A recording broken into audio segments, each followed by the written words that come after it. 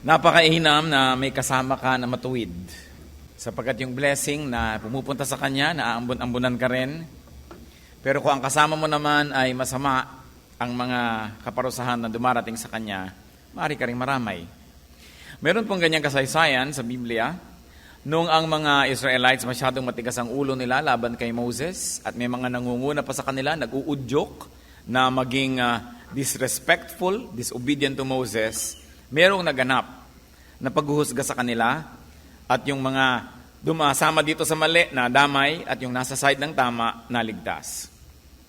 Sa Genesis 18:23 to 26, ano po ang nangyari naman sa istorya naman nitong si Abraham?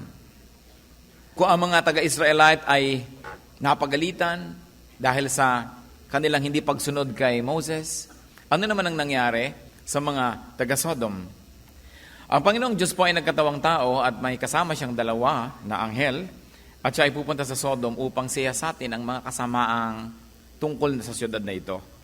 At naramdaman ni Abraham na merong mangyayaring hindi maganda sa Sodom at siya ay nakipag-usap sa Panginoon. Tulad din kung paano nakikipag-usap si Moses sa Diyos on behalf of many people, ganon din ang ginawa ni Abraham sa Genesis 18:23 to 26.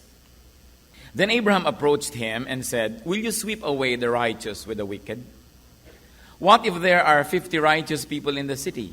Will you really sweep it away and not spare the place for the sake of the 50 righteous people in it? Far be it from you to do such a thing, to kill the righteous with the wicked, treating the righteous and the wicked alike. Far be it from you, will not the judge of all the earth do right? The Lord said, if I find 50 righteous people in the city of Sodom, I will spare the whole place for their sake."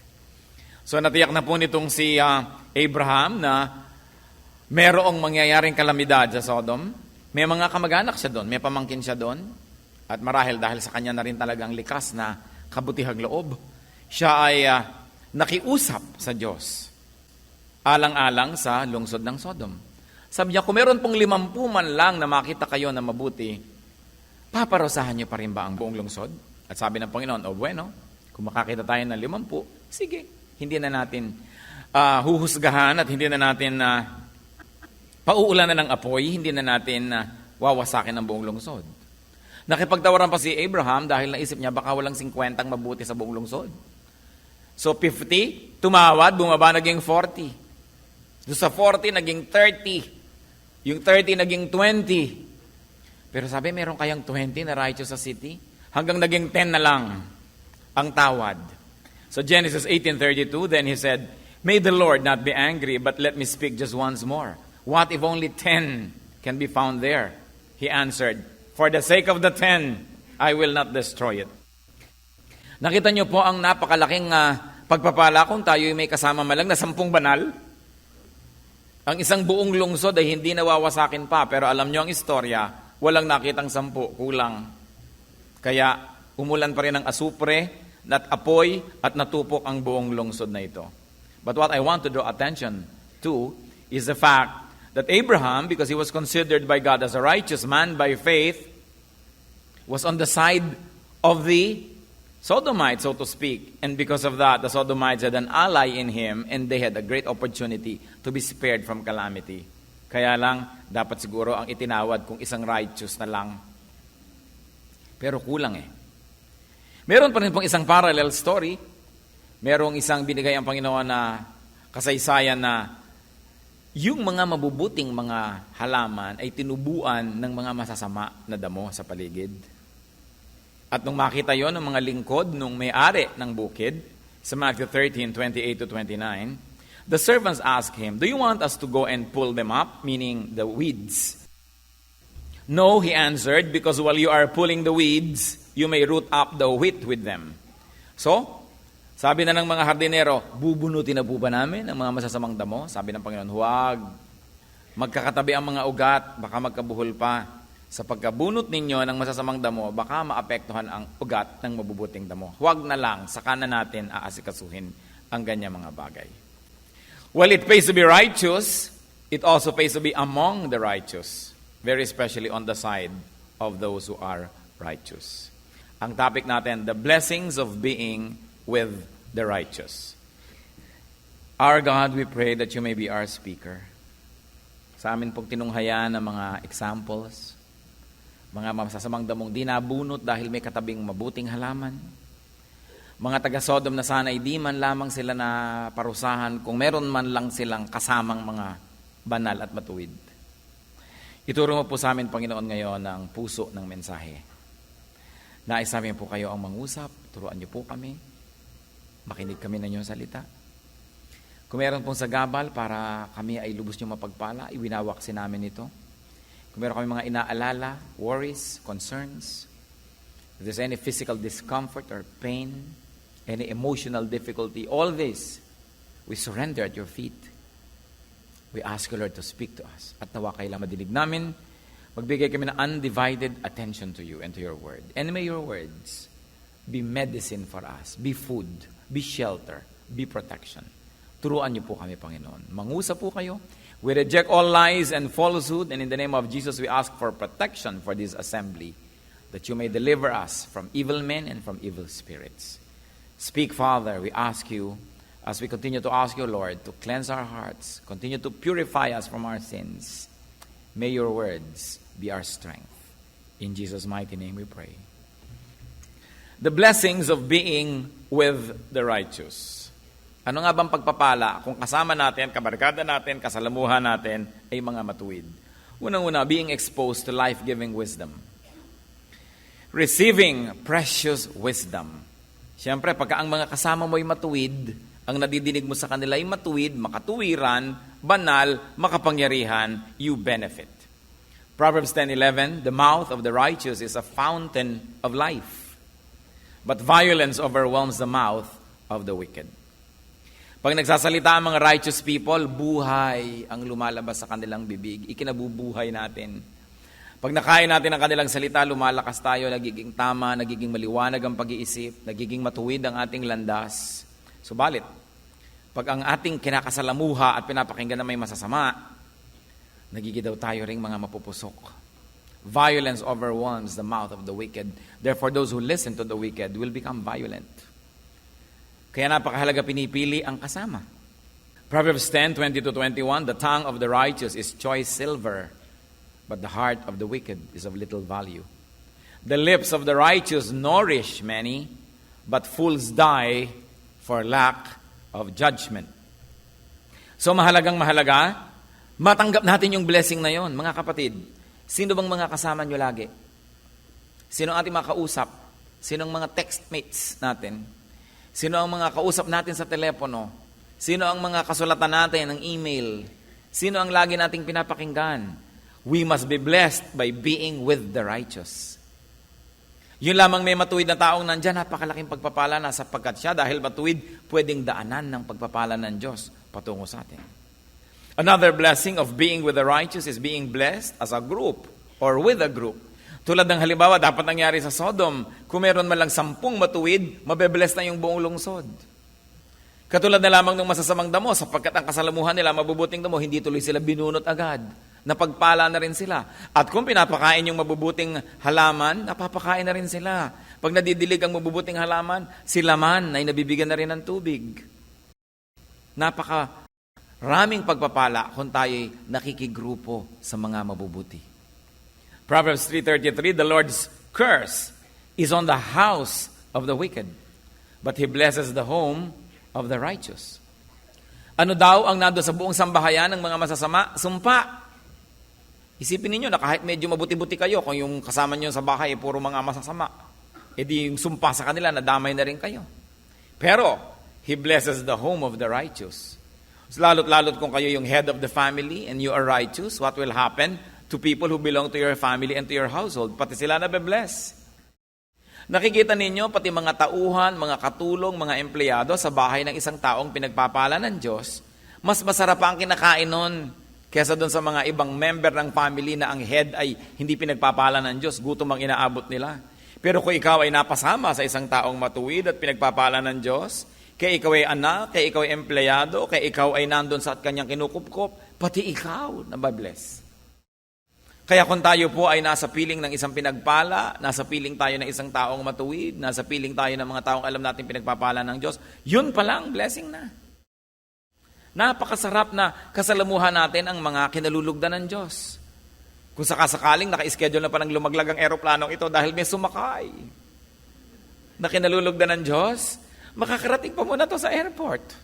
Ngayon, kung bumaba na yung kinakalugdan, lilipad pa ulit, kasama ka pa, abay, nanganganib ka na nun. The blessing of being with the righteous. For the sake of the righteous, God does many wonderful things. Ganon na lang ang pabor niya na ibinibigay. Proverbs 11:10, when the righteous prosper, the city rejoices. When the wicked perish, there are shouts of joy. So, pati buong lungsod natutuwa kung merong mga mabubuting tao doon na sila ay umaasenso, nagkakaroon sila ng mga kabuhayan kasi ang lahat nabibiyayaan. Kanino ibibigay ng Diyos ang pagpapala? Di doon sa righteous, doon sa mapagbigay, doon sa mapag-share. Kasi marami nagkakaroon. Proverbs 12:7, wicked men are overthrown and are no more, but the house of the righteous stands firm.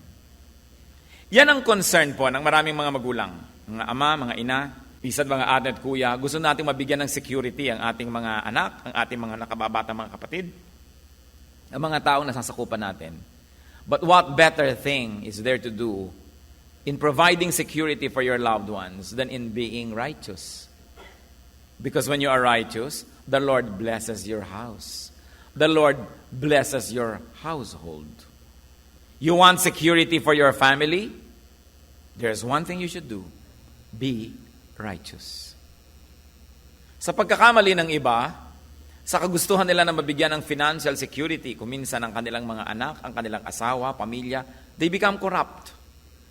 Nagnanakaw sila sa kanilang mga kumpanya, nagnanakaw sila sa kanilang mga kapwa-tao, nagnanakaw sila sa gobyerno, kung sila taga-gobyerno, kung gusto nila na bigyan ng higit sa kanilang kayang kitain ng kanilang mga anak.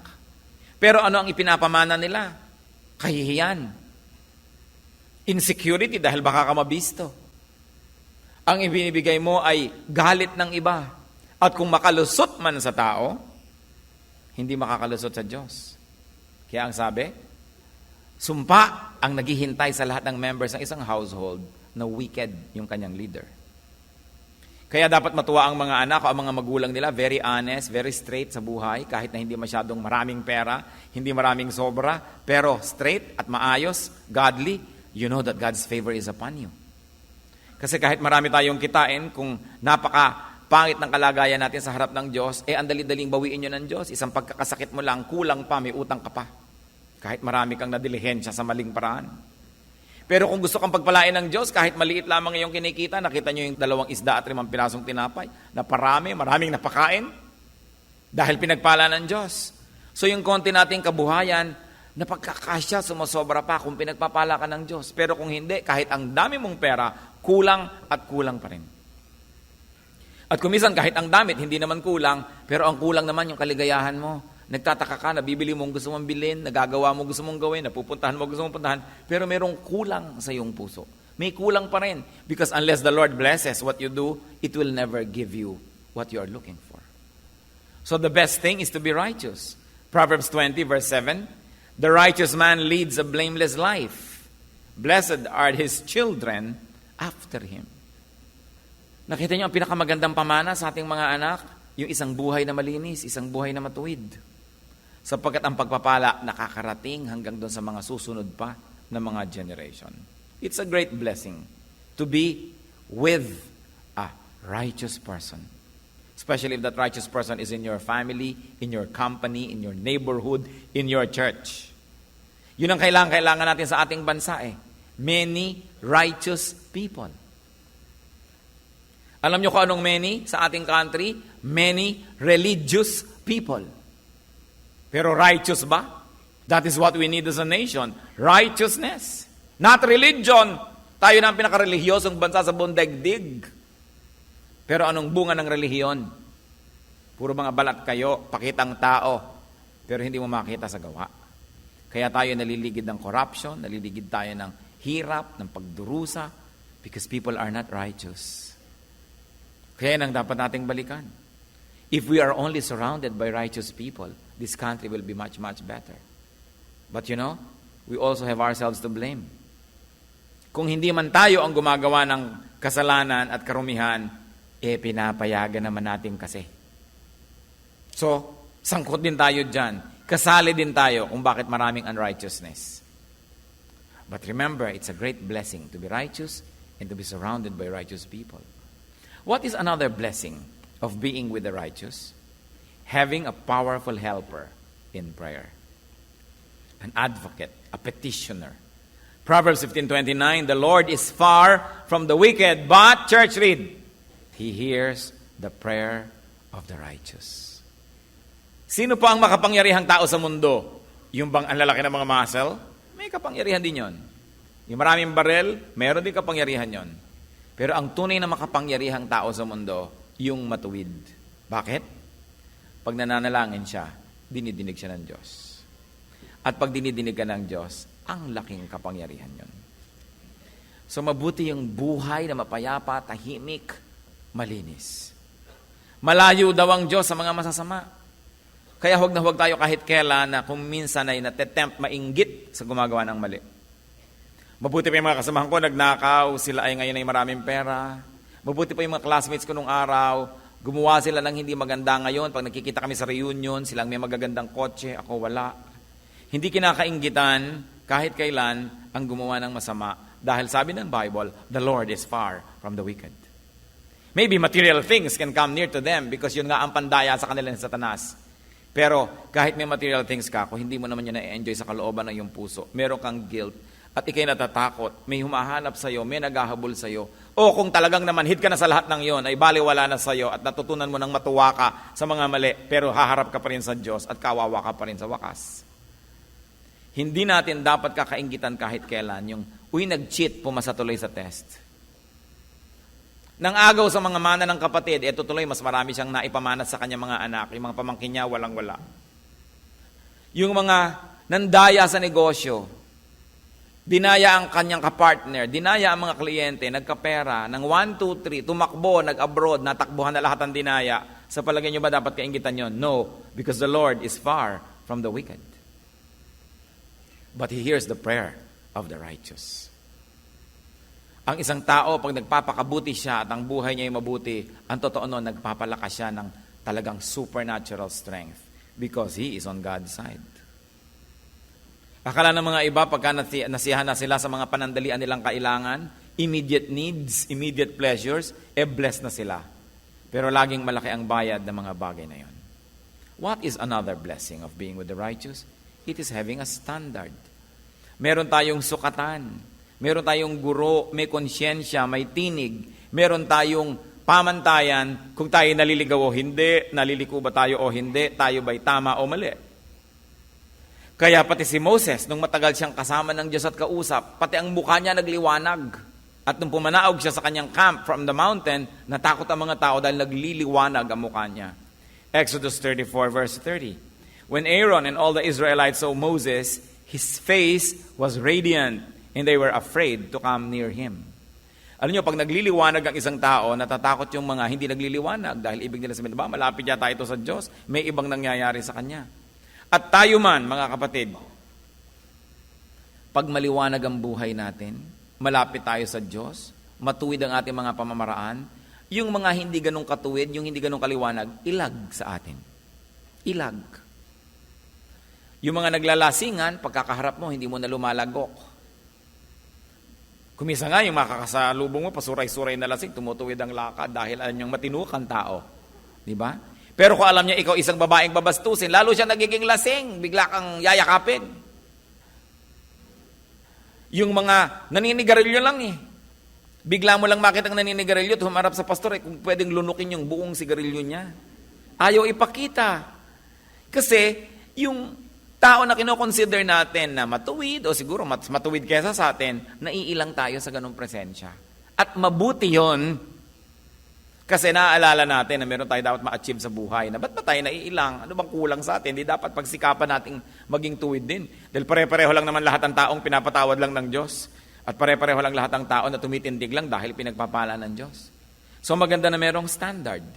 Pero kung ang kasama mo, mas masama pa kesa sa'yo, Nagmumukha tuloy na pati mga kasamaan mo, kabutihan na rin. So you begin to have an artificial sense of feeling good, of being contented. But it's good to be rattled, to be shaken, to know na tinimbang ka, ngunit kulang.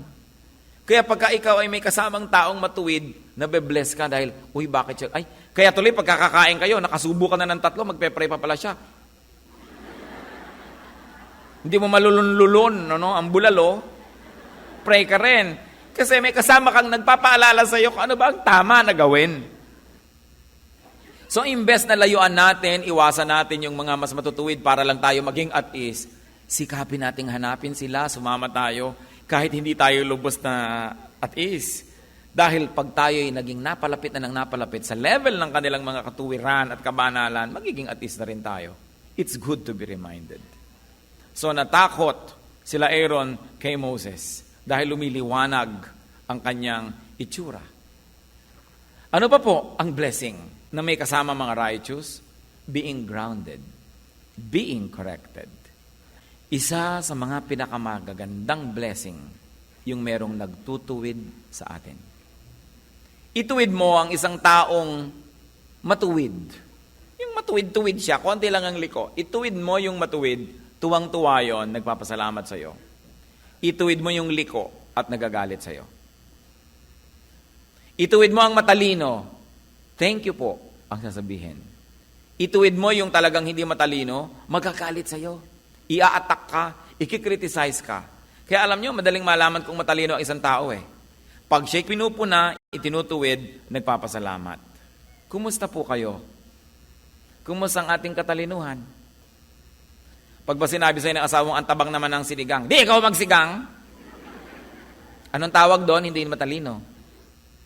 Kasi yung matalino, thank you for reminding me. Hayaan mo, dadagdagan natin ng patis next time. Pag sinabing, alam mo, medyo magulo yata ang buhok mo, ay, thank you ha. Sige, magsusuklay ako sa bandero. Hindi yung, ikaw, ang buhok mo, mas magulo pa. Alam mo, hindi matalino yung taong yon. Tanungin niyo ang katabi niyo kung matalino siya. Nagagalit ka ba pag pinupuna?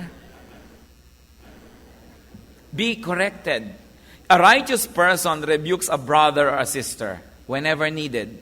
That's why it is a great blessing if there's a righteous person around. Kung ang lagi nating kasama, oo ng oo, sang-ayon ng sang-ayon, payag ng payag, kahit mali na ang ginagawa natin, hindi blessing yon, sumpa yon. Kasi hindi tayo na itutuwid. 2 Timothy 4:2, preach the word. Be prepared in season and out of season. Correct, rebuke, and encourage with great patience and careful instruction. So ang bilin ni Paul kay Timothy, rebuke people if needed. It is our duty. Isa pong malaking kayamanan kung may nagtutuwid sa atin. Marami mga tao nalilihi sila ng landas. Lalo't sobra na silang mayaman, makapangyarihan o sikat. Alam niyo kung bakit sila biglang nagse-self-destruct? Because nobody corrects them anymore. And they do not accept rebuke and correction anymore. Then they begin to self-destruct. Kaya mahalaga rin yung may mga old friends ka, bago ka naging superstar, bago ka naging president o governor, bago ka naging kung ano, may mga old friends ka that you maintain your friendship who can tell you, alam mo yung ginawa mo na yan, isang malaking kabaliwan. And yet, hindi siya nangingimi, kaya niyang sabihin, at pwede kang makinig. It's a precious, precious wealth to have people who can rebuke us. Another blessing of being with the righteous is being on the safe side. When you are on the side of the righteous, you are safe. Ito mong binabanggit ko na si Moses. Ang gulo-gulo ng mga taong nililid niya. Wala naman siyang gusto kundi ikabubuti ng mga tao. Lagi na lang nagre-reklamo ang mga tao. At hindi sila nauubusan ng mga leader-leader na nagtatanim ng discontentment sa puso ng mga tao at laging gusto ay magrebelyon. Finally, may nangyari sa mga taong rebellious na ito. Ang pangalan ng leader nila si Korah. At sa number 16, 19 to 35, basahin natin. When Korah had gathered all his followers in opposition to them at the entrance of the tent of meeting, the glory of the Lord appeared to the entire assembly. The Lord said to Moses and Aaron, separate yourselves from this assembly so I can put an end to them at once. But Moses and Aaron fell face down and cried out, O God, God of the spirits of all mankind, will you be angry with the entire assembly with only one man sins? Then the Lord said to Moses, say to the assembly, move away from the tents of Korah, Dathan, and Abiram. Moses got up and went to Dathan and Abiram, and the elders of Israel followed him. He warned the assembly, move back from the tents of these wicked men. Do not touch anything belonging to them, or you will be swept away because of all their sins. So they moved away from the tents of Korah, Dathan, and Abiram. Dathan and Abiram had come out and were standing with their wives, children, and little ones at the entrances to their tents. Then Moses said, this is how you will know that the Lord has sent me to do all these things, and that it was not my idea. If these men die a natural death and experience only what usually happens to men, then the Lord has not sent me. But if the Lord brings about something totally new, and that earth opens its mouth and swallows them with everything that belongs to them, and they go down alive into the grave, then you will know that these men have treated the Lord with contempt. As soon as he finished saying all this, the ground under them split apart, and the earth opened its mouth and swallowed them, with their households and all Korah's men and all their possessions. They went down alive into the grave with everything they owned. The earth closed over them, and they perished and were gone from the community. At their cries, all the Israelites around them fled, shouting, the earth is going to swallow us too. And fire came out from the Lord and consumed the 250 men who were offering the incense. You see this great lesson. Merong lideran, nagtatayo ng rebellion against Moses. May mga sumusunod naman at may dalawang sumunod sa kanyang minor leaders. Anong sabi ng Panginoon? Ihiwalay ang mga yan at nang matapos na ang usapin na ito. At sabi ni Moses, huwag kayong lalapit sa kanilang kampo. At yung buong kampo nila, naglabasan sa kanilang tent, itong mga leader, pati mga asawa, mga mumunting anak, lahat ng kanilang mga alagang mga hayop, ang kanyang mga ari-arian, ang lahat ng mga tagasunod, anong ginawa? Bumuka ang lupa at nilulun silang lahat ng buhay at sumarang muli. Alam nyo, nakarinig ako ng mga kwento ng mga gerilya nung araw na naglilibing sila ng buhay ng mga makapili. Inililibing nila sa pampang ng ilog yung mga makapili buhay. Yun daw natabunan mo na, gumagalaw pa yung lupa dahil sumisikap silang huminga, gumagalaw pa sila dahil mga buhay. Tapos unti-unting humihina yung galaw ng lupa hanggang wala na. At walang duda na ganun din ang nangyari dito sa istorya na ito. Nilulo ng lupa ang mga tao, buhay, kasama ang mga anak, mga katulong, lahat ng ari-arian, sapagkat kung ikaw nasa panig ng masama, nadadamay ka. Hindi ba ngayon din ganun? Subukan mong napakasama ng ugali ng iyong magulang at marami kang mamamanang kaaway. Kung yung magulang mo mahilig makipag-away sa kanya mga hipag, mga kapitbahay, ikaw din kaaway ka ng mga anak ng mga kaaway niya. Hindi na matapos-tapos, generation to generation. Subukan mo na palaaway ang tatay mo pag nalalasing, hinahamon ng babag pati tren. Siguradong ikaw ay masusugatan kaaawat, pati ikaw mamaya mapapaaway ka na rin. Talagang nagkakadamay-damay pag nando ka sa panig ng masama. Kaya yung mga iba nagpunta lang sa bahay ng isang kaibigan, nag-raid bigla doon ng mga may kapangyarihan, meron palang drug and pot session nangyayari doon. Nadamay siya kahit nanghihirap lang siyang notebook. Kasi nandun siya sa maling lugar, kasama siya ng mga paparusahan. Kaya, do not be on the side of the wicked. Huwag kayo nakikikampi, nakikibarkada, sumasama dahil maraming nadadamay. And of course, another blessing of being with the righteous is receiving light and salt, receiving life and flavor in life. Dahil siya'y pinagpala, alam niyo po yung osmosis, the movement of liquid from a place of higher concentration to a place of lower concentration. Lagi nang gaganon, kaya yung napkin, ilagay mo sa basa, nababasa yung napkin. Kasi low concentration ang wetness doon, lilipat sa kanya. Pero ganun din ang kabutihan, lumilipat din yan. Pag lagi kang kasama ng matuwid, lumilipat din sa iyo ang kabutihan niya. Pero pag lagi kang kasama ng mga liko at masasama, lumilipat din sa iyo ang kasamaan niya. Pati mga punto, pati accent, lumilipat lahat yan. Kaya kailangan maingat tayo kung kanino nakikisalamuha. Nakita natin Sinabi nga ng Panginoon sa Matthew 5:13-14 that His people are the light and salt of the earth. So kung ang laging kasama mo, light, di may light, nakikita mo yung dapat mong iwasan, hindi ka nahuhulog, hindi ka natatapilok. Pero kung kasama mo, darkness, pagdapa niya, kasama ka. Pagkakasama mo yung salt, alam niyo po ang gamit ng salt, pag may nabubulok, nilalagyan ng salt, so natitigil ang pagkabulok. O kaya walang lasa, nilalagyan ng salt, nagkakalasa. So kung ang buhay mo, halos mabulok-bulok ka na, ang kasama mo, salt of the earth, anak ng Diyos, matuwid na tao, nahahawahan ka ng kanyang kabutihan, nasasabihan ka ng mga magagandang salita, mamaya tumitigil lang yung pagkabulok. At kung walang kalasa-lasa ang buhay mo, walang kakwenta-kwenta, ang kasalamuha mo, mga anak ng Diyos, mga matutuwid, pinagpapala ng Diyos, through them, ikaw din nabe-bless, nagkakaroon ka rin ng gana sa buhay, nagkakaroon ka ng tapang, nagkakaroon ka ng lakas ng loob. It is good to be surrounded by godly people. Ano po ang tinutumbok ng usapan natin mula pa kanina? Sino ba ang hinahabol ng tao? Naghahabol ng artista. Naghahabol ng mga manganganta. Naghahabol ng mga mayayaman. Naghahabol ng mga magaganda, mga sexy, mga gwapo. Yan ang hinahabol ng mundo. Nakita nyo, nagkakandara pa ang mga tao, nagkatapak-tapak na sa lahat sa paghabol sa artista. May nakita na ba kayong mga tao naghahabol sa mga banal? Wala. Diba? Sino yan? Uy, may dalang Bible. Ako, lumayo-layo na tayo dito. Baka tayo makapagalitan yan. No? Nagkakagulo ang mga tao sa pagpunta sa mga kung ano-anong walang kwentang concert. Mabuti nga, natutuwa ako dito. Pinipilahan ang salita ng Diyos. No? Pumipila ang mga tao para manalangin, para mag-worship. Pero hindi laging ganyan. Kadalasan ang pinipilahan yung mga walang kwenta, mga horror movies. Magbabayad ka para matakot.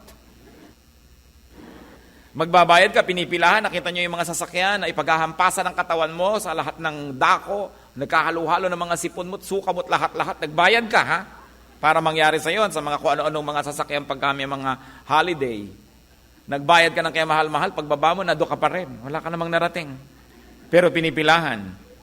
Pero sabihin mo, halika, mag-usap tayo tungkol sa Diyos. Naku, kukunti ang may gana dyan.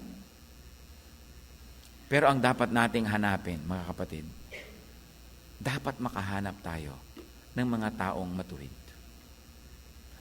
Kumisan hindi sila sikat, madalas nga hindi Yung makahanap ka ng taong pag bumubuka ang kanyang bibig, maka-Diyos, tama ang sinasabi. Itinutuwid ka kung kailangan ka ituwid, hindi laging kumakampi sa'yo, hindi ka kinukonsinti sa mali. Makahanap ka ng tao na may karunungan, payapa ang buhay, hindi nandadaya, hindi nagsisinungaling, hindi gumagawa ng masama. Pag nakakita kayo nun, yun ang habulin nyo. Yun ang ating ibigin na makasama, makadaupang palad, makasalamuha, kasi ang pagpapala ng Diyos ay nandun at hindi mahirap tumalon patungo sa atin. But people always look for the rich, the famous, the powerful. Bakit maraming mga magulang pinipilit pag-aralin sa mga mahal na school ang kanilang mga anak? Para maibarkada sa mga anak mayaman din. Para maisama doon at maisabay. Sabi, para may pagdating ng araw, magaganda mga connection mo. Marami bang mga magulang na nag-iisip, alin kayang paaralan ng pinaka-godly ang turo? Yung matuturoan ng anak ko ng godliness, ng tunay na karakter, at doon ko siya i-enroll. Meron bang ganun mga magulang na naghahanap ng ganyang bagay? Kaya marami mga naliligaw. Sa kagustuhan natin kumisa mag-social climb. Pinipilit nating abutin ang hindi natin kayang abutin. Pinipilit nating bumarkada sa hindi naman dapat nating binabarkada. Kaya kuminsan naliligaw tayo ng landas. Sa pag-glorify na lang sa mga artista, sa mga sikat, sa mga athletes. Well, these things are not evil by themselves. Pero mamimili naman tayo ng hahangaan. Mamimili tayo ng titingnan, ng susundan, at ng gagayahin. Wise people will strive to be near and to be with and to be on the side of the righteous. Yun ang mga tunay na wise. Kaya hindi lagi kang naa-attract doon sa pinaka-attractive. Kumisan parang gamo-gamo kang lumalapit lang sa apoy, nasusunog ka lang pag masyado ka lang napadikit. 1 Peter 3:12, for the eyes of the Lord are on the righteous, and His ears are attentive to their prayer. But the face of the Lord is against those who do evil. So it is important to look for righteous people. Kayo po ba, masasabi nyo, na meron kayong kaibigan, meron kayong taong malapit sa inyo, na masasabi nyong matuwid. At siya ang gusto nating lapitan, kausapin, maka-influensya sa atin. Yan ang napakahalaga. Pag yung mga anak natin may kasakasamang mga eskwela sa bahay, ka-eskwela nila, o may pupuntahan sila mga kaibigan, ano bang gustong-gusto natin na ang mga sikat, ang mga magulang, ang mga kaibigan ng ating mga anak? O sinasabi natin, ano bang magulang niyan? Baka Diyos ba sila? Righteous ba? Without being self-righteous, we can search for people who are righteous.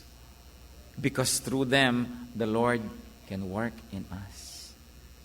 Sikapin natin, mga kapatid, na meron tayong righteous people in our circle of friends, in our social circle. And honor them.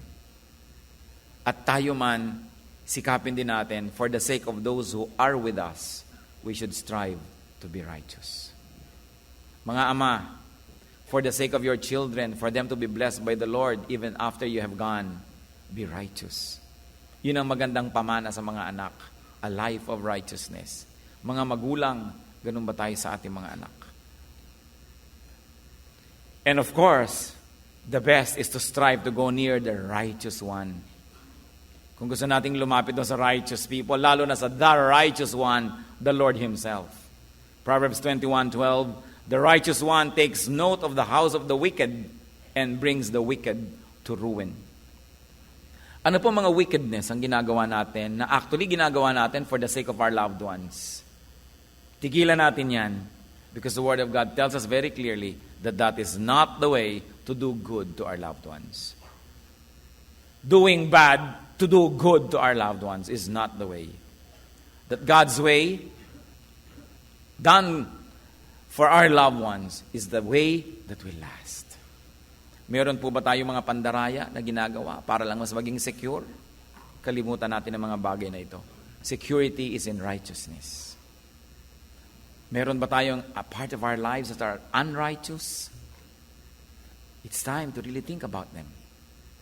Bakit po dapat natin binabalikan ito? Kasi pwede tayong malibang. Nagpupunta tayo sa church, nagsiserve tayo, nagdo-donate tayo, marami tayong ginagawa, pero possible na meron pa rin tayong iniingatan ng mga unrighteous acts, unrighteous habits and attitudes in our lives. And the Lord likes them uprooted so that we can be righteous like Him. Kasi po, any act of unrighteousness, barayan para dumaan ang blessing patungo sa ating buhay. Kaya ayaw ng Panginoon na nandyan yan. Tayo ba blessing to our household, to our companies, to our workplace, to our community, to our church, to our nation? Lalong-lalo sa ating bayan. Hanap-hanap tayo ng righteousness everywhere, pero tayo ba righteous? Pag mahuhuli ka ba ng pulis sa takot mo ng maabalay, maglalagay ka na rin, tapos gusto mo righteousness? Gusto mo naman mag-shortcut ng mga pamamaraan, maglalagay ka na lang, di tinotolerate natin ang lahat ng mga unrighteous acts sa mga tao. We become part of the party to blame. Tapos anong ginagawa natin sa ating mga anak? Sa kagustuhan natin sila kung minsan na mag-excel, baka naman sinisira na natin ang kanilang karakter, sa sobrang natin kapupush. O kaya sa gusto nating excellence nila, pinalaban na lang natin sa lahat ng tao, gumagawa na tayo ng paraan, lagi para na lang siya manalo. Wala tuloy siyang karakter. Ang gusto lang niya, lagi manalo. Winning is not the point, but it is in being righteous, because the righteous are blessed. Not the winners are automatically blessed, but the righteous. Are we so obsessed with winning or with being righteous? Pag mamimili tayo, righteousness o winning, nasa na tayo? At kung meron tayong tao na gusto nating makasalamuha, makasama, makausap ng 2 oras, sinong gusto niyong makausap? Isang very, very righteous person o si Tom Cruise? Hindi ko naman sinasabing hindi siya righteous, malay ko ba? Diba? Pero immediately ba, yung star, yung sikat, ganun ba? Are we going to think like the rest of the world thinks? Bakit pa sinabi na we are the children of light, we are the salt of the earth, we are God's children? Mahalaga maibang ating mga pananaw. Pahalagahan ang dapat pahalagahan. At talikuran, yung dapat talikuran. Kung meron po kayong righteous person in your circle of friends, in your family, it's a great blessing. Sikapin nyo rin maging blessing sa kanya. At kung tayo naman, gawin nating blessing tayo sa ating circle of friends. Kung pupunta kayo sa family reunion, pupunta kayo sa mga lamay, sa mga kasalan, sabi nyo, Lord, give me a mission today. Make me a blessing. Hindi yung pupunta ka sa class reunion nyo, ang iniisip mo, yung pinakamagandang kotse ang dapat kong dala para humanga aking mga classmate, pinakamalaki dapat ang hikaw ko, pinakamakintabang belt ko, di ba? Pinakamalaki dapat ang pulseras ko. So ang gusto mo, magka-inferiority complex sa mga dati mong classmate, gusto mo ma-impress sila. Ano yun? Di ba wickedness yun? Pagpupunta ka pa nga dapat sa mga reunion, dapat ka mag-dress down, magpakasimple dahil marami sa mga tao, hindi siguro nakarating sa narating mo, hindi nagkaroon ng nakakaroon ka. So anong gusto mo? Mainggit pa sila, mahiya, ma-inferior, o gusto mo silang tulungan, gusto mo silang palakasin ang loob? Napakahalaga. There's nothing wrong about dressing up if you want to glorify the Lord through beauty and you want to feel good. But there's also a wicked way of dressing up when you just want others to be inferior to you, when you want to make yourself a star. Kaya kuminsan kahit sa mga Kristiyano, nandun pa yun. Kaya sabi ko, kailangan lagi nating sikapin na siyasatin ang sarili natin for any pockets of unrighteousness. Because kuminsan, gusto mo halimbawa na mag-special number ang anak mo sa church para ba maglingkod o para masabing, wow, siya ang nag-i-special number. The Lord is our judge. We can deceive people, but never God. And it is important to be righteous on the outside and on the inside. Heavenly Father, we pray that the words that we have shared today will be powerful in our lives. Maging paalala sa amin, Panginoon, kung meron kami mga dapat talikuran ng mga kasamaan, mga kasinungalingan, lalo't nakasanayan na namin at wala ng hapdi pagka ito'y ginagawa namin. Turuan mong manumbalik ang aming puso sa inyo. To be sensitive to sin, to cherish righteousness, and to cherish people who are righteous. Nawa, Panginoon, huwag kami ang maging dahilan para matisod yung mga matuwid, kundi makatulong kami sa kanila na lalo silang mapalapit sa iyo. At kami man, Panginoon, makita mong lumalapit sa iyo, nagiging matuwid ang aming buhay, nagiging blessing kami sa aming pamilya, sa aming mga kaibigan, sa aming church, sa aming bansa. Siyasatin mo kami, Panginoon, ngayon. Ano ang attitude namin sa mga makadiyos na tao? Umiiwas ba kami? Naiilang ba kami?